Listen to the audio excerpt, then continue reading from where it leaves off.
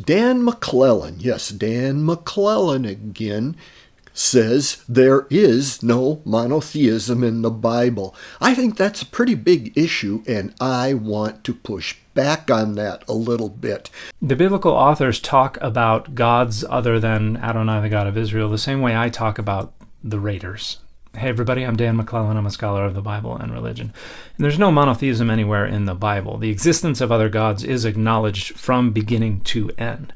But in a handful of places, we have some rhetoric that denies the significance and the power and the efficacy of the other gods and holds up Adonai as the only God that matters. And the other gods are denigrated using language that is also applied to other nations and their people, saying they are nothing and that they're less than nothing, and I am the only one that is, and there's no one with me. And the idea here is not that no other nations, no other peoples, no other gods exist. It is that, as far as you're concerned, I'm all that matters.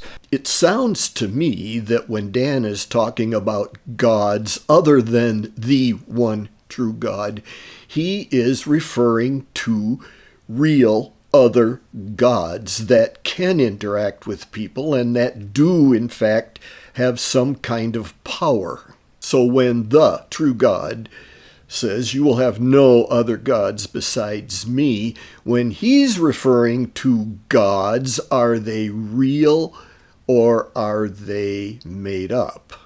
A couple of points. One, when Moses went up on Mount Sinai to get the commandments from God, while he was gone, which apparently was quite a long time, the people got impatient and they begged Aaron to make a god for them. And he made one, and it was a golden calf. And Aaron made it right in front of everybody.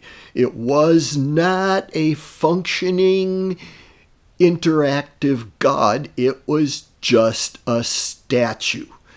Another point, in Isaiah 44, verses 14 through 17, and then verse 19, Isaiah says, "He cut down cedars, or perhaps took a cypress or oak.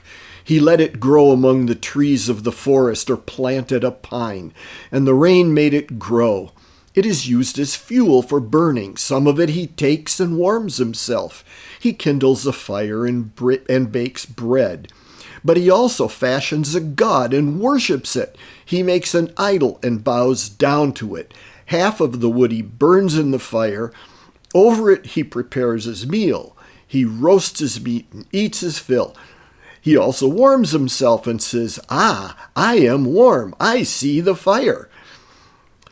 From the rest he makes a god, his idol. He bows down to it and worships. He prays to it and says, 'Save me, you are my God.'" And then verse 19. No one stops to think. No one has the knowledge or understanding to say, "Half of it I used for fuel. I even baked bread over its coals. I roasted meat and I ate. Shall I make a detestable thing from what is left? Shall I bow down to a block of wood?"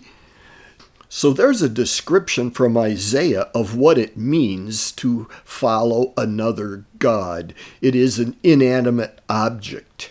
I think another option is Satan disguising himself and his minions in some way as another god and convincing people to worship him instead of the true God.